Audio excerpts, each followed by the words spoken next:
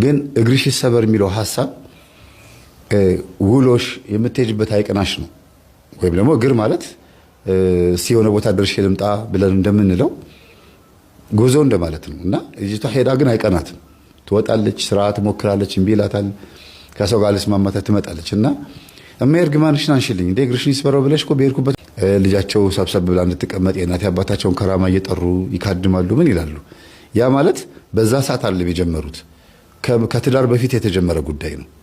እና የእናት አባቴ አምላክ ልጆቼን ጠብቅልኝ፣ እንደው እግሯን ሰብስባ እንድትቀመጥ ልብ እንድታረግ ቀልቧን ሰብስብልኝ ምናምን እያሉ ይላሉ። ባይዘው ቀልብ አያት እግራቸውን ከታመሙ 26 ዓመት አልፏቸዋል። ሆኗቸዋል ሳይሆን አልፏቸዋል። ከ26 እስከ 30 ባለው ጊዜ ውስጥ ነው የታመሙት። በደንብ አያስታውሱትም። እግራቸውን ታመው በአደጋ ምክንያት መጀመሪያ በመኪና አደጋ ምክንያት እግራቸው ተሰበረ። ከዛ የተሰበረውን አጥንታቸውን የሚጠግንላቸውና የሚያጣብቅላቸው በሸንበቆ የሚያጣብቅላቸው ሰው ስለጠፋ ይሄንን እስኪያደርጉላቸው ድረስ ስጋቸው ደም ስራቸው በስብሶ ምናምን ብቻ ብዙ ነገር ተፈጠረና ከ3 ወር ከ4 ወር በኋላ አጥንታቸው ወደ ነበረበት ሲገጠም መራመድ አልቻሉ። እንዲህ አይነት ችግር ነው የተፈጠረው። መራመድ አጥንቱ ተገጥሟል፣ ያነክሳሉ። ግን የሆነ ደም ስር ወይም የሆነ ስጋ ምናምን ጨፍልቋል ወይም መቅኔያቸው አጥንታቸው ውስጥ ያለው መቅኔ ብቻ የሆነ ችግር ተፈጥሮበታልና መራመድ አልቻሉም እና የተባለው የዛሬ 26 ዓመት የዛሬ 30 ዓመት የነበረ የዶክተር ንግግር ነው። ኬዙ ግን ይሄ ነው። እና ከዛ እያለ እየቀጠለ በቃ እግራቸው ሽባ ሆነ። የዚህኛው ደግሞ እንዳለ ሆኖ በክራንች ደረጃ እየወረዱ እየወጡ ፀሐይ ሲሞቁ ደግሞ ይሄኛው እግራቸው ተሰበረ። ስለዚህ ሁለቱም እግራቸው ፓራላይዝ ወይም ደግሞ የማይሰራ ሆነ። በተለያየ የውጭ ሀገር ሕክምና ለመታየት ተሞክሮ ነበረ። የወንድ ልጃቸው ውጭ ሀገር የሚኖረው ወንድ ልጃቸው እናቱን ለማሳከም ብዙ ጥረት አድርጓል። ግን በቃ ዳሜጅ ሆኗል። ይቆረጥ ሲባል ሳይቆረጥ እንደዚሁ መሆን ይችላል፣ ግን መራመድ አይችሉም። ግን ቢቆረጥም ባይቆረጥም ምንም ችግር አይፈጥርባቸውም። ይሁን ተብሎ ተነግሮት ነው ሙሉ አካል እንዳላቸው እንዲቆጠር እንጂ ሁለቱም እግራቸው ይቆረጥ ተብሎ ነበር። ግን አይሆንም ተብሎ ምንም ችግር ማይበጥር ከሆነ ማይበሰብስ ሌላ ችግር ማይፈጥር ከሆነ ይሁን ተብሎ በቃ ይኸው ስለ 26 ዓመት አለፋቸው ማለት ነው። የዛሬ 26 ዓመት ይሄ ልጃቸው የ18 16 ዓመት ልጅ ነበረ። 18 16 አካባቢ። የእሱ ታናሽ ደግሞ በ2 ዓመት የሚበልጣት ልጅ ደግሞ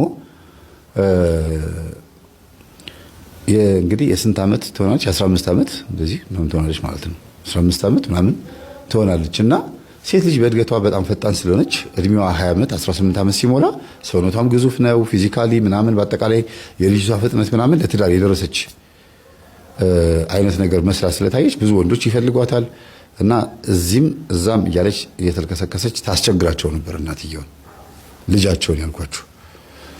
የዛሬ 26 ዓመት የዛሬ 20 ዓመት ምክንያቱም ከ5 ዓመት በኋላ 20 ዓመት ሞልቷታል ልጅቷ።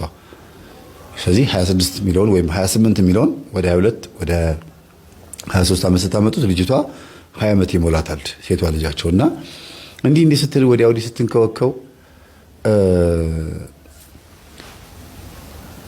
ከሆነ ጎረምሳ ጋር ትቀራረባለች። ተይ እሱን እባክሽን ልጄ እባክሽን ተይ ይሏታል። እግራቸው ታሟል። እንግዲህ እንደዛው ሶፋ ላይ እንደተቀመጡ እየወጣች እየገባች እየተንቀጨቀጨች ስታስቸግራቸው በጉርቤትም ሽማግሌ የጠሩ እቺ ልጅ ተይ በሏት እባካችሁ፣ እኔ እግር ቢኖረኝ በገረፍኳት በሮጥኩኝ በተከተልኳት ነው በያዝኳት ነበር። ግን እንደው ግራ ገባኝ።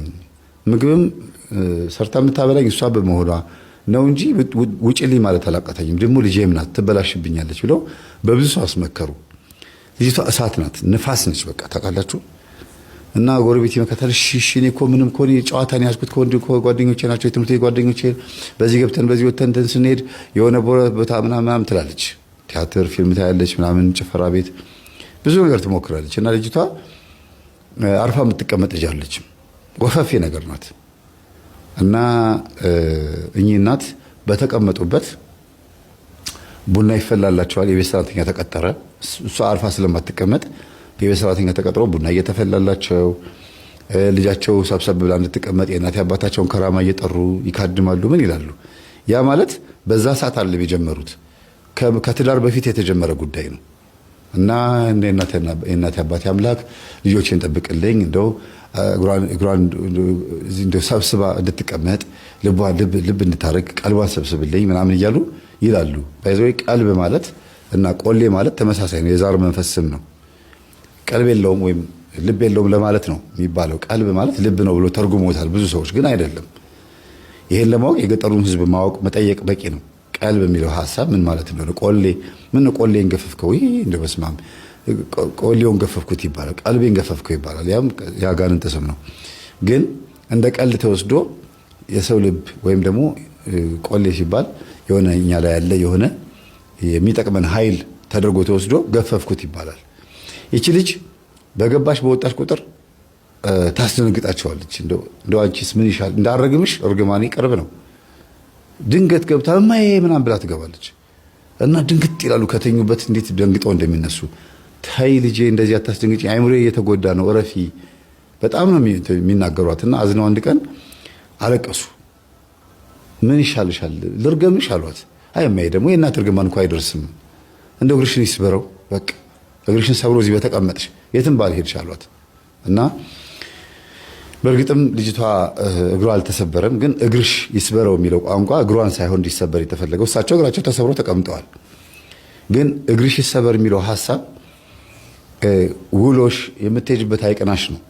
ወይም ደግሞ እግር ማለት የሆነ ቦታ ደርሼ ልምጣ ብለን እንደምንለው ጉዞ እንደማለት ነው። እና ልጅቷ ሄዳ ግን አይቀናትም።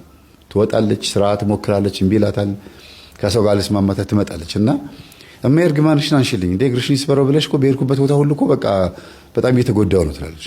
እና እርግማኑ እንደደረሰ ስለገባቸው እራስሽ እኮ እየተንቀጨቀሽ ነው አፌን እኮ የምታበላሽብኝ፣ እንደው እባክሽን ተይ ልጄ እረፊ ምናምን ይሏታል። እና በቃ እኔ ምንም አላሳፍርሽም፣ ግድ የለሽም፣ ምንም ነገር አይፈጠርም፣ በቃ ተይኝ። ያው የቤት ሰራተኛ ተቀጥሮልሻል፣ ወንድሜ እዛም እያለ የቤት ሰራተኛ ደሞዝ ይከፍላል፣ እኔም ስራ እየፈለኩኝ ያለው ተይ በቃ የዋልኩበት ውዬ ልምጣ ትላታለች። ከዛ እናትየው ጸጥ አሉ። እንደፈለግሽኝ ማለት አልፈለጉም፣ ግን ዝም አሏት። ይሄ በሆነ በሶስተኛ ወር ላይ አረገዘች ተባለ። ከየት እንደሆነ አይታወቅም፣ እሳቸው አያውቁም። እሷ ግን ታውቃለች ከማን ጋር ስትዘል እንደነበረ። ከዛ መጣ ጉልበታቸው ስር ተደፍታ እማዬ ይኸው ረፊ ስትይኝ አልሰማ ብዬ ልሽ እርጉዝ ሆንኩኝ እኮ በቃ አረገዝሽ አሉኝ። አረገዝሽ አሉ። በቃ አጫዋች ይሆነኛል ውለጂው፣ ችግር የለውም ማን እንደሆነ አባቱን ብቻ አትርሽ እንጂ ያው ከዛም ስለ እንደምትዘይ ሰምቻለሁ። ከጎረቤት አርፈሽ እንደማትቀመጭ ሁሉም ወንድ አቅፎሽ እንደሚሄድ ሰምቻለሁ። ምንም ማረጋ ወንድምሽ ግን ከሰማ ምን እንደሚያርግሽ አላውቅም፣ ያንጠለጥልሻል። ለማንኛውም ውለጂው፣ ልጁ ይወለድ፣ እኔ እዚህ አጫዋች ይሆነኛል፣ መተከዣ ይሆነኛል፣ በቃ የቤቱ ሙቀት ይሆናል፣ ይወለድ ልጁ አሉ። ከዛ እንደዚህ በማለታቸው ደስ አላት። ከዛ ሻለች። የልጁን አባት የዚህን እንግዲህ የተረገዘ ጽንሱን ማለት ነው አባት ወይም አብራው የተኛችው ልጅ አንተ ለማስተዋወቅ ጥረት አደረገች። እና ቆይ አሁን አታምጩ ይወለድና ከዛ በኋላ የልጅ አባት እንደሆነ ካወቅኩ ነው የምተዋወቀው፣ አሁን የሚፈጠረው አይታወቅም አሉ። ከዛ ስብስብ ባለች። ልክ 6ኛ ወር 7ኛው ላይ ሲደርስ ወንድሟ ምንድነው የማይች ልጅ ሆዷ ምን ሆናለች ምናምን በል እንዳትቆጣት አርፈሽ ተቀመጪ ስላት አልሰማም ብላኝ የሆነ ሆኗል ተፈጥሯል አርግዛለች አለ። ደነገጠ። ዱላ ያዘ። ካልመታዋት አለ የቤት ሰራተኛ ብላ ስትጮህ ጎረቤት መጣ ምናምን። በቃ በጣም አስቸገረች። በቃ ማለት ካልወጣሁ ብላ ማለት ነው። በቃ ወንድሜ ይገለኛል እወጣለሁ፣ እዚህ ቤት እንዳላይሽ እናቴን ይኸው መከራዋን አሳይተሽ ተይ፣ ማታ ስመጣ ተይ እያልኳት አልሰማለችኝ ብላ ሁሌ ነው የምትነግረኝ። በቃ ምን ይሻልሻል አንቺ ይኸው መጨረሻ ላይ እዳ መጣሽባት። ከዛ በኋላ በቃ ወንድሜ እንዳይገለኝ ብላ እንደገናም ደግሞ ጠልቶኛል ይሄም ጽንስ አይፈልግም ብላ የ7 ወር ጽንስ ልታበላሽ አይሆንም፣ የትኛው ዶክተር አልቀበልሽም አሏት። እና ራሴን አጠፋለሁ ብላ ብዙ ሞከረች፣ በጣም ብዙ ነገር ተጣጣረ። አይሆንም ተብሎ ጎረቤት ሰብስቦ እጇን ይዞ መከራዋት ምን ብለዋት ከወንድሟ ጋር አስታርቀዋት እንደገና ከሳምንት በኋላ አብሮ መኖር ጀመሩ። እናት በዚህ መካከል ደስ አላቸው። ነገሩ ሲረጋጋ ትውለድ ችግር የለውም